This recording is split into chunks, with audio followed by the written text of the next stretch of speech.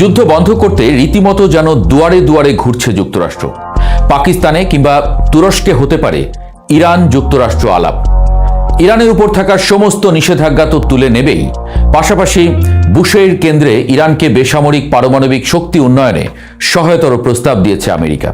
কিন্তু ইরানের শর্ত পরিষ্কার, যুদ্ধ থামবে, তবে সেটা ইরানের শর্ত মেনেই। ইসরায়েলি সংবাদ মাধ্যম চ্যানেল 12 বলছে, যুদ্ধ বন্ধে 5টি শর্ত দিয়েছে ইরান।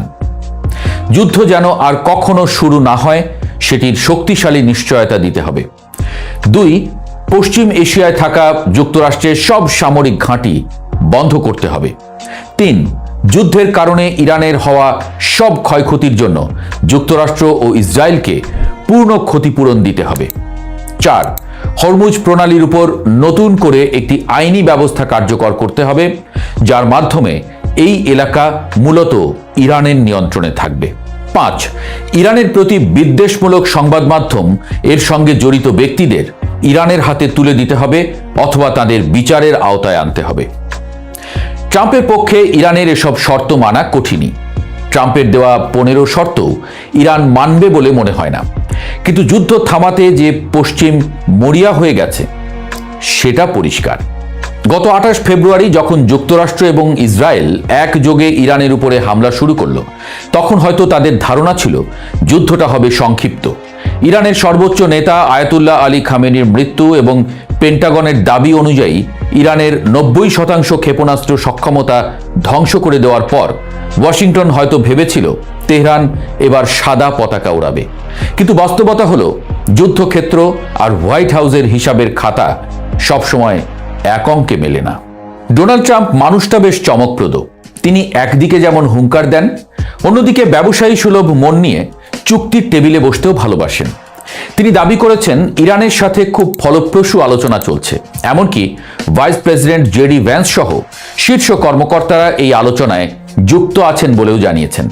কিন্তু মজার ব্যাপার হলো ইরানের নেতারা এই দাবি স্রেফ উড়িয়ে দিয়েছেন। তাদের ভাষায় আমেরিকা আসলে নিজের সাথেই নিজে আলোচনা করছে। তবে কূটনীতির পর্দায় যা দেখা যায় তার পেছনে অনেক কিছুই ঘটে। পর্দার আড়ালে পাকিস্তান, তুরস্ক এবং মিশরের মতো দেশগুলো দুই পক্ষের মধ্যে এক ধরনের পরোক্ষ যোগাযোগ স্থাপন করেছে বলে খবর উঠেছে। পাকিস্তানের সেনাপ্রধানের হাত ধরে ট্রাম্পের একটি 15 দফার শান্তি প্রস্তাব তেহরানে পৌঁছেছে। আর ইরানও পাকিস্তানকে দূত হিসেবে মেনে নিয়ে জানিয়েছে প্রয়োজন হলে তুরস্কেও শান্তির বৈঠক হতে পারে। ট্রাম্পের পাঠানো সেই 15 দফার প্রস্তাবে আসলে কি আছে? শর্তগুলো বেশ দীর্ঘ, তবে এর মূল কথা হলো ইরানকে তার পারমাণবিক অস্ত্র তৈরির স্বপ্ন চিরতরে বিসর্জন দিতে হবে। প্রস্তাব অনুযায়ী প্রথম ধাপে 1 মাসের একটি যুদ্ধবিরতি কার্যকর হবে। এই সময়ের মধ্যে ইরানকে তাদের নাতাঞ্জ, ইস্পাহান এবং ফোর্দো পারমাণবিক স্থাপনাগুলো পুরোপুরি ধ্বংস করে ফেলতে হবে। দেশটিতে থাকা সমস্ত সমৃদ্ধ ইউরেনিয়াম আন্তর্জাতিক পরমাণু শক্তি সংস্থার হাতে তুলে দিতে হবে।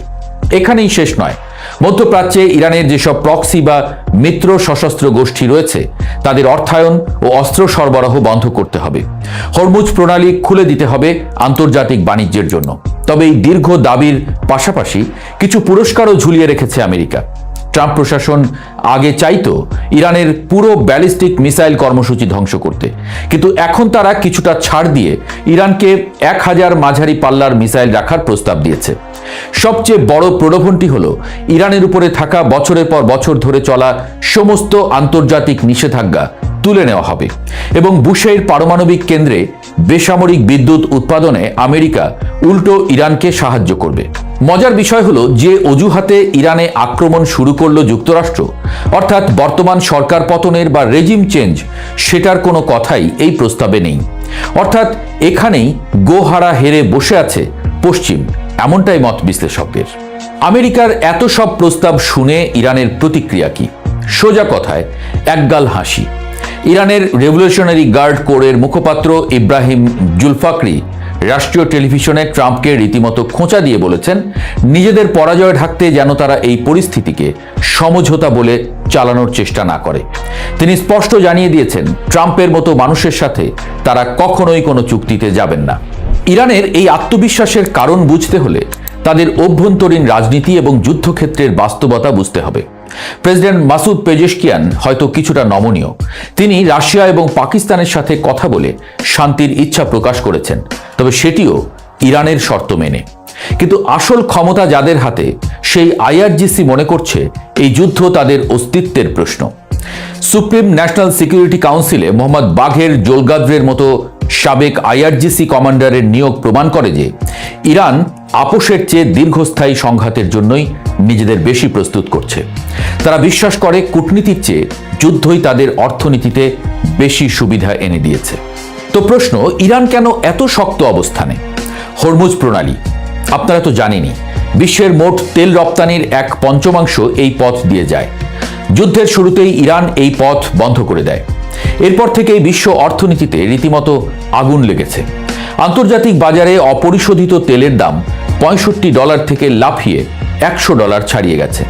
পরিস্থিতি এমন দাঁড়িয়েছে যে জ্বালানি সংকটে শ্রীলঙ্কাকে রাস্তার বাতি নেভাতে হয়েছে, আর ফিলিপাইনে জারি করতে হয়েছে জাতীয় জ্বালানি জরুরি অবস্থা। বাংলাদেশেও লেগেছে ঢেউ। ইরান খুব ভালো করেই জানে হরমুজ প্রণালীর এই নিয়ন্ত্রণ তাদের হাতে থাকা সবচেয়ে বড় ট্রাম্প কার্ড। এমনকি ইরানের ভেতরে এমন আলোচনাও চলছে যে বিশ্বের অন্যান্য জায়গার মতো হরমুজ প্রণালী পার হতে তারা বিভিন্ন দেশের জাহাজের উপরে কর বসাবে কিনা। যুক্তরাষ্ট্র এবং উপসাগরীয় দেশগুলোর জন্য এটি আক্ষরিক অর্থেই এক দুঃস্বপ্ন। কূটনীতিক টেবিল যখন সাজানোর চেষ্টা চলছে, তখন মাঠের চিত্র সম্পূর্ণ ভিন্ন। লেবাননে ইসরায়েলের হামলায় হাজার হাজার মানুষ হতাহত হচ্ছে। ইসরায়েল চাইছে লিটানি নদীর দক্ষিণ পর্যন্ত একটি নিরাপত্তা বলয় তৈরি করতে। অন্যদিকে ইরানও বসে নেই। পেন্টাগনের সমস্ত দাবি মিথ্যা প্রমাণ করে তারা নিখুঁত নিশানায় ইসরায়েলের ডিমোনা এবং আরাদ শহরে ব্যালিস্টিক মিসাইল হামলা চালিয়েছে। কাতারের গ্যাস ক্ষেত্রে হামলা চালিয়ে তারা বুঝিয়ে দিয়েছে উপসাগরীয় অঞ্চলে আমেরিকার মিত্ররাও নিরাপদ নয়। সৌদি আরবের রাস তানুরা এবং আবকাইকের মতো গুরুত্বপূর্ণ তেল স্থাপনাতেও ড্রোন এবং মিসাইল হামলা হয়েছে। পরিস্থিতি সামাল দিতে আমেরিকা মধ্যপ্রাচ্যে তাদের 82তম এয়ারবার্ন ডিভিশনের 3000 সেনা পাঠানোর প্রস্তুতি নিচ্ছে। পাঠিয়েছে মেরিন সেনা এবং রণতরী। কিন্তু ট্রাম্প নিজেও জানেন একটি দীর্ঘস্থায়ী যুদ্ধ আমেরিকার অর্থনীতি এবং আসন্ন মধ্যবর্তী নির্বাচনের জন্য কতটা ক্ষতিকর হতে পারে।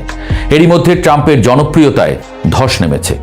বিশ্লেষকদের মতে দুই পক্ষের মধ্যে একটি চুক্তির সম্ভাবনা একেবারে উড়িয়ে দেওয়া যায় না, কারণ উভয় পক্ষের জন্য এই যুদ্ধের অর্থনৈতিক এবং মানবিক মূল্য অনেক বেশি। ইরানেও ইতোমধ্যে 1,500 মানুষের প্রাণহানি ঘটেছে, ক্ষয়ক্ষতি হয়েছে প্রচুর। কিন্তু মূল সমস্যা হলো আস্থার চরম অভাব। ইরান কিছুতেই আর ট্রাম্পদের বিশ্বাস করতে পারছে না, কারণ এর আগে আলোচনার মধ্যেই হামলা করে বসেছে তারা।